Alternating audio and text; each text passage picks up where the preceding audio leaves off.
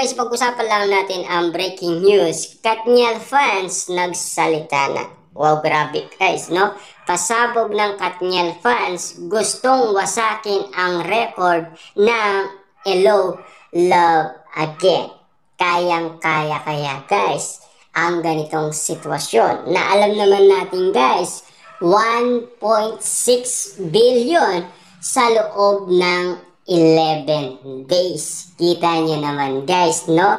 Na alam naman natin kasi guys, malaking tulong din ang nangyari sa Hello, Love Again. Pero, mas pagbubutian pa daw guys ng Katniel fans. Na alam naman natin kasi guys, no? Ngayon wala na si Tita Che.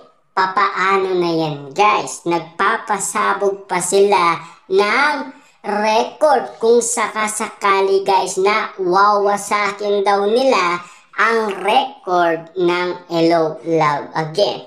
Na alam naman natin guys, no, noon ay konti na lang talaga guys ang lamang ng Hello, Love, Goodbye sa The House of Us. Muntikan na guys talagang nakaabot. Kaso nga lang kasi guys, kahit anong gawin ng mga Delulu fans na Katniel fans, mas malakas pa rin ang mga nanonood ng Hello, Love, Goodbye. Pero ngayon, ang kanilang sinasabi, wawasakin daw.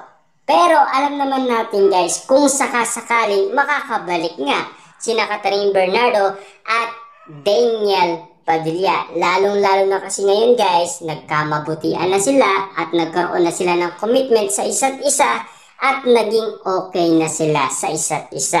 At ramdam na natin guys ang mga survey or reaction ng mga Delulu fans, mga netizens at mga sausawerang kapitbahay kung ano ang masasabi nila sa throwback ng teleserye at movie ng Katniel.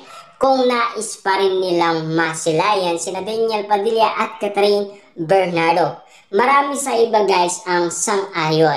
Pero marami din sa iba ang umaayaw. Kasi alam naman natin kasi guys, no, hindi madaling paaminin ang maraming tao sa sitwasyon na parang napakaaga nga naman. Kasi kahit na guys ang balita tutol umano sa mga pasabog ng ABS-CBN. Papaano nga naman kasi guys, nagmamadali nga naman. Pero yan kasi guys ay testing lang naman.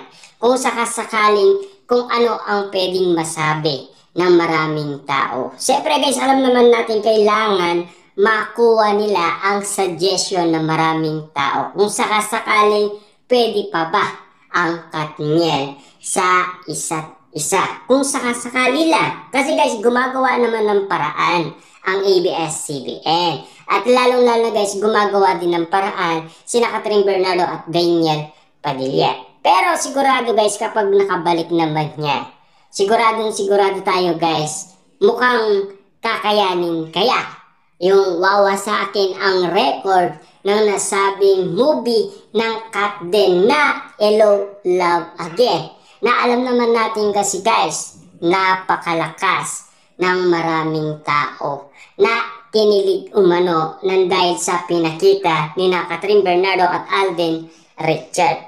Kaya yan guys, alam naman natin na kaya nila sa The House of Us na kayang abulin ang nasabing Hello, Love, Goodbye. Makakaya din nila yan guys. Kaya nila din wasatin umano ang record ng nasabing movie na Hello, Love Again. Pero ang pinakamairap dito, ang first day ng nasabing movie na Hello, Love Again. Dahil kumita ito guys ng 85 million. Ang target sana guys ng Katniel, 50 million lang.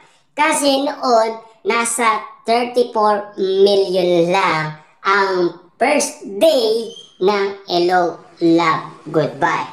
Pero kakayanin kaya guys ng power ng Katniel fans ngayong wala na si Tita Che? Kakayanin pa ba na ayusin ang kanilang idolo?